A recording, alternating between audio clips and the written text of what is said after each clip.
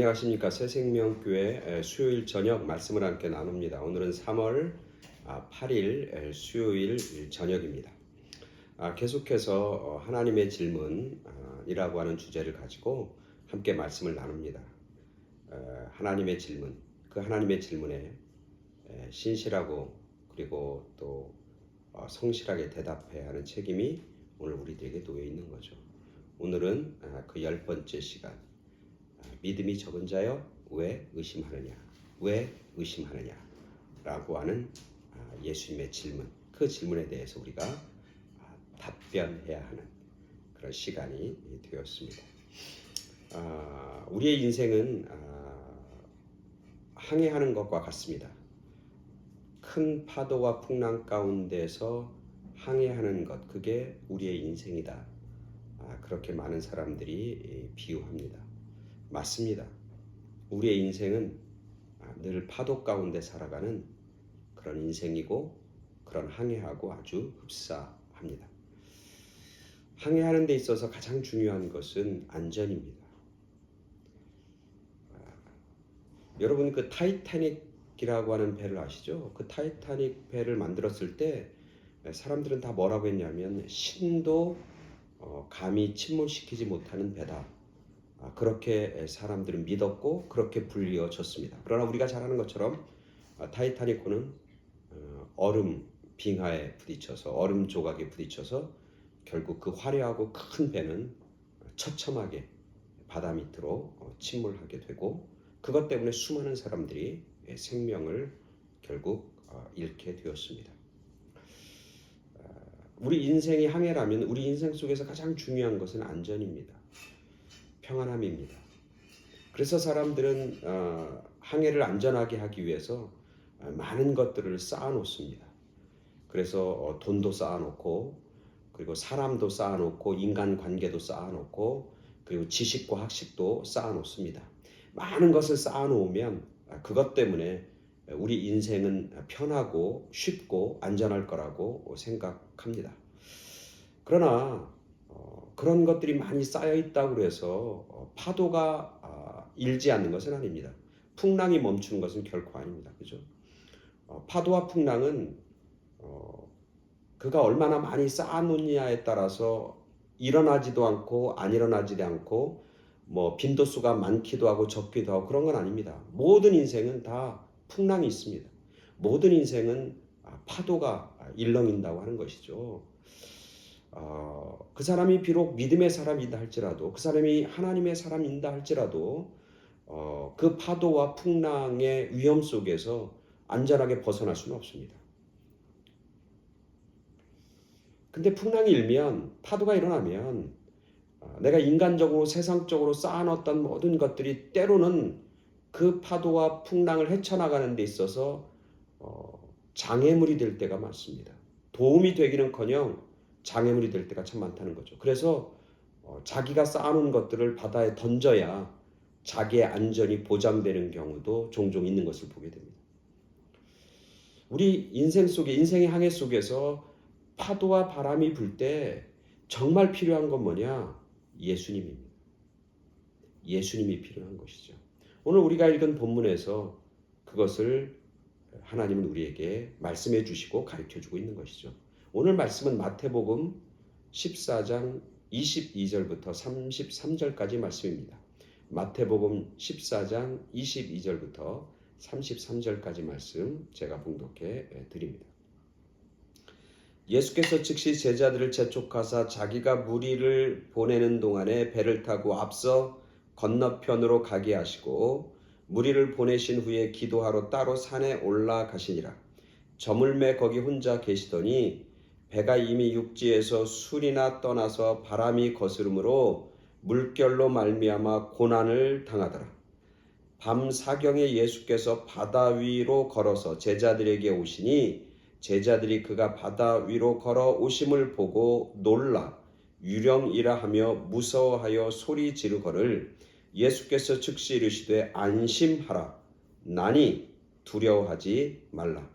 베드로가 대답하여 이르되 주여 만일 주님이시거든 나를 명하사 물 위로 오라 하소서 하니 오라 하시니 베드로가 배에서 내려 물 위로 걸어서 예수께로 가되 바람을 보고 무서워 빠져가는지라 소리질러 이르되 주여 나를 구원하소서 하니 예수께서 즉시 손을 내밀어 그를 붙잡으시며 이르시되 믿음이 작은 자여 왜 의심하였느냐 하시고 배 함께 오름에 바람이 그치는지라 배에 있는 사람들이 예수께 절하며 이르되 진실로 하나님의 아들이로소이다 하더라.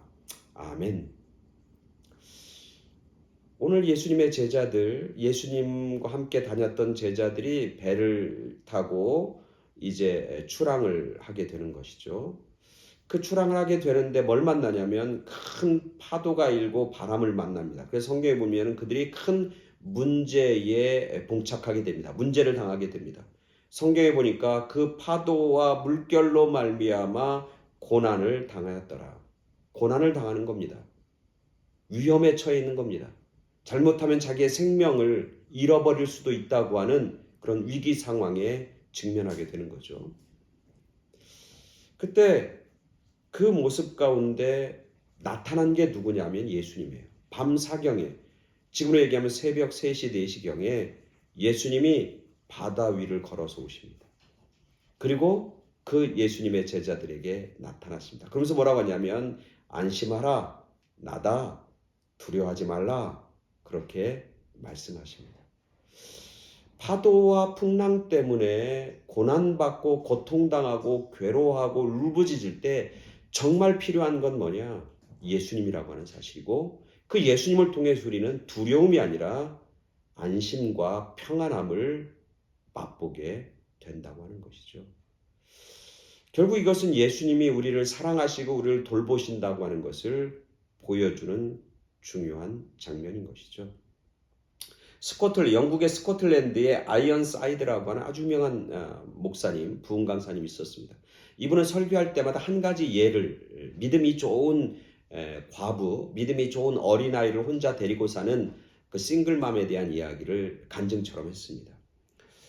어느 날 이 과부는 자녀들에게 이제 먹을 것을 주기 위해서 빵을 만들려고 밀가루통을 봅니다. 밀가루통을 보니까 밀가루가 거의 없는 거예요. 바닥이 보이는 거예요. 아이들은 많은데 그들에게 줄 음식이 없는 거예요.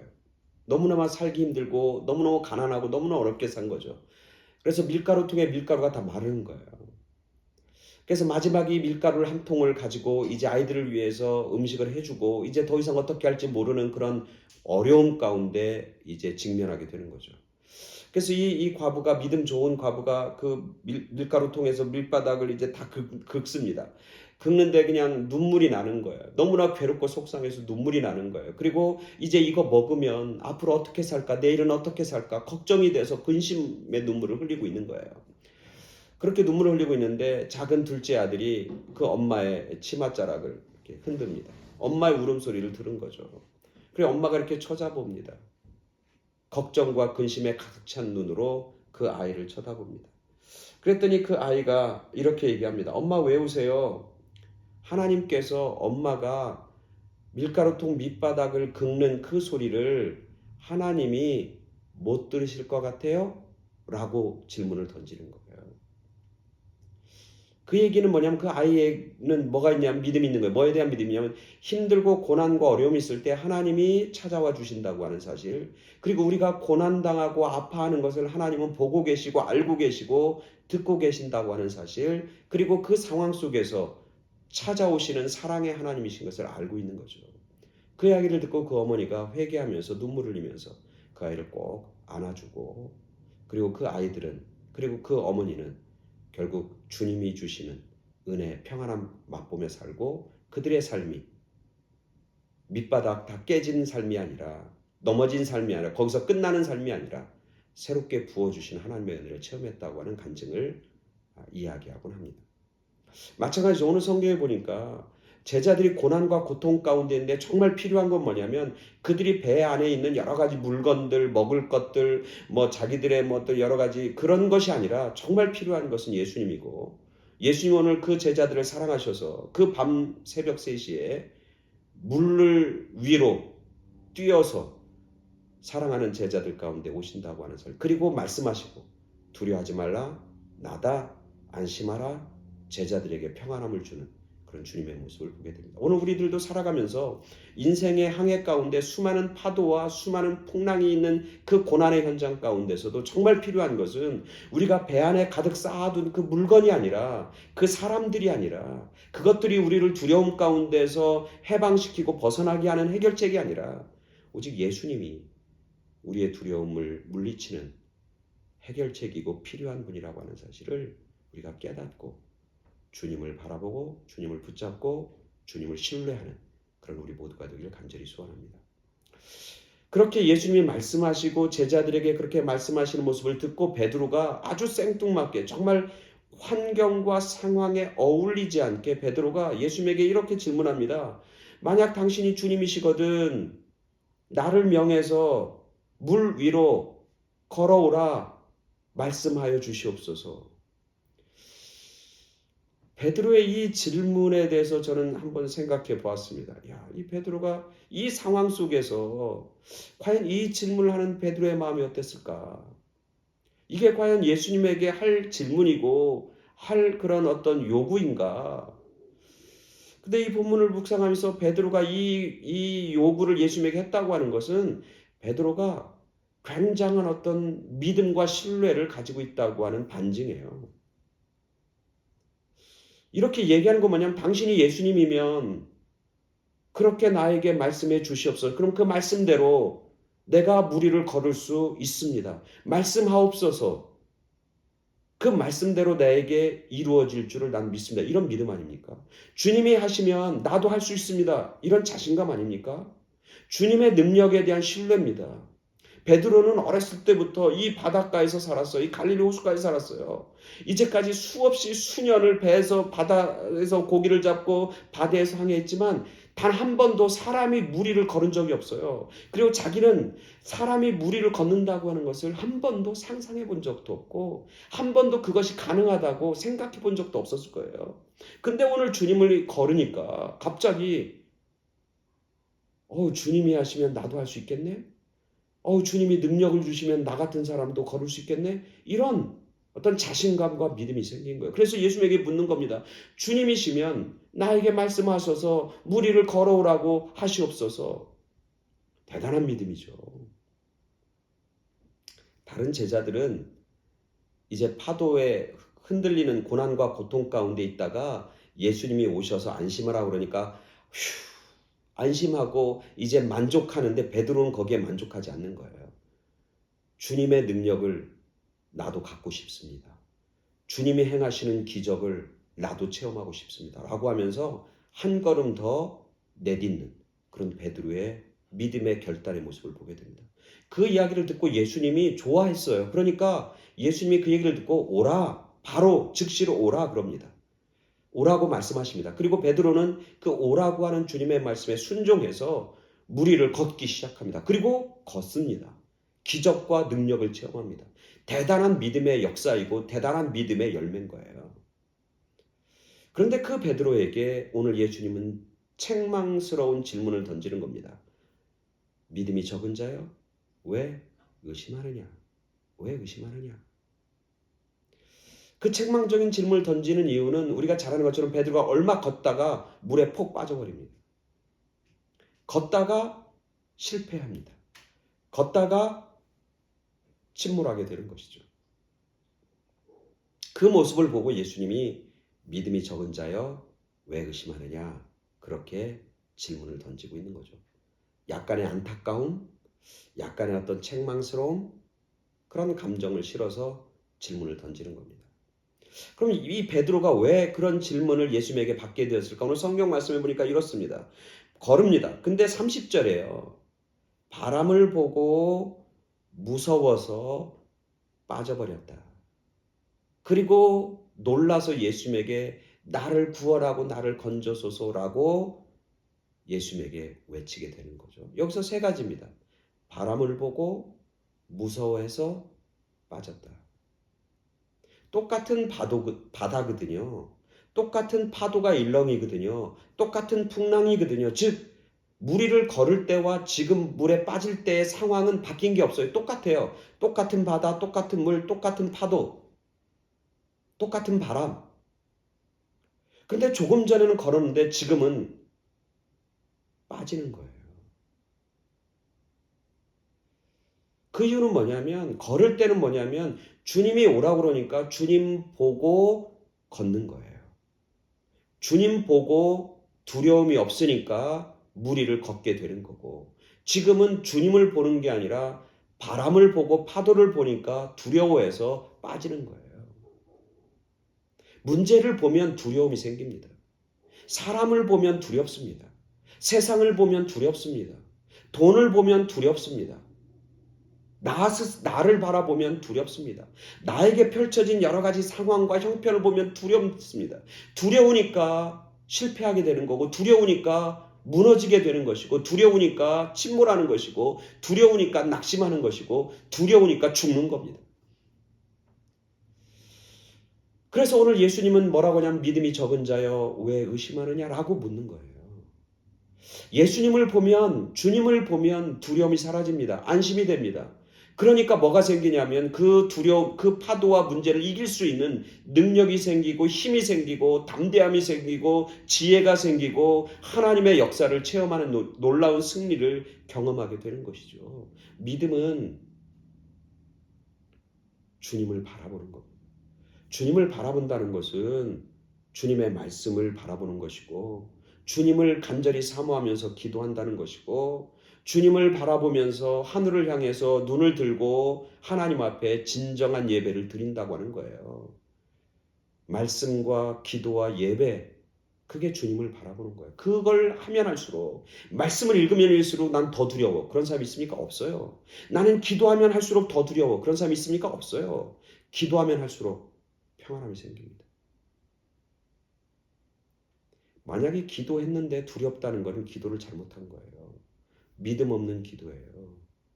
기도하면 할수록, 예배를 드리면 드릴수록, 말씀을 읽으면 읽을수록 두려움은 사라집니다. 문제는 사라집니다. 그리고 주님만 보입니다. 그러면 우리에게 평안이 오고 그 평안을 통해서 하나님의 능력과 하나님의 기적이 드러나게 되는 것이죠. 재밌는 이야기가 있어요. 어떤 아이가, 꼬마가 이제 아빠와 함께 동물원에 갔어요. 동물원에 가니까 이 꼬마가 가장 보고 싶은 게 뭐였냐면 호랑이였어요. 밀림의 왕 호랑이. 이 호랑이가 이제 굴속에서 나와서 막 어르릉거리면서 막 돌아다닙니다. 이 꼬마가 너무너무 두려운 거예요. 너무 무서운 거예요. 이빨 보니까 그냥 이빨이 얼마나 큰지 거기 물리면 다 죽게 생긴 거예요. 그러니까 이 꼬마가 호랑이 보러 갔다가 놀라고 무서워갖고 아빠한테 아빠 하면서 울면서 달려옵니다. 그리고 아빠 품에 안깁니다. 그리고 엉엉 웁니다. 무섭다고. 그러니까 이 아빠가, 지혜로운 아빠가 뭐라고 하냐면 꼬마한테 야야야 봐봐. 호랑이 보지 말고 뭘 보라고 했겠어요? 철망. 호랑이와 우리를 안전하게 보호해주고, 호랑이로부터 우리를 안전하게 보호해주는 철망. 호랑이와 우리가 만나지 않도록 쳐놓은 그 철망. 그래서 아버지가 꼬마에게 야, 이 철망을 봐. 호랑이를 보지 말고. 호랑이를 보면 두렵지만 이 철망을 보면 그 두려움은 없어질 거야. 안심해. 저 호랑이는 이 철망을 뚫지 못해. 넘지 못해. 그렇게 이야기했다고 합니다. 오늘 우리들의 삶의 모습, 오늘 주님이 얘기하는 거야. 믿음이 적은 자들아 왜 의심하냐. 뭘 보라는 거야? 주님을 보라는 거야. 믿음이 적어서 주님을 보는 눈이 세상을 바라보고 문제를 바라보고 바람을 불어볼 때 결국 우리는 그 가운데 빠지게 되고, 그리고 그 가운데서 실패하게 된다고 하는 거죠. 오늘 저와 여러분 모두가 오늘 주님의 말씀, 믿음이 적은 자요 왜 의심하느냐, 그 질문, 다른 얘기로는 뭐예요? 주님을 바라봐야 한다 라고 하는 그 질문. 그렇습니다. 주님, 저희가 의심하지 않겠습니다. 주님 바라보겠습니다. 주님만 바라보겠습니다. 그 믿음 가지고 끝까지 가겠습니다. 그래서 우리는 승리하고 그리고 복된 인생으로 나아가겠습니다. 그렇게 담대하게 대답하는 저와 여러분 모두가 되길 간절히 축원합니다. 아멘. 감사합니다.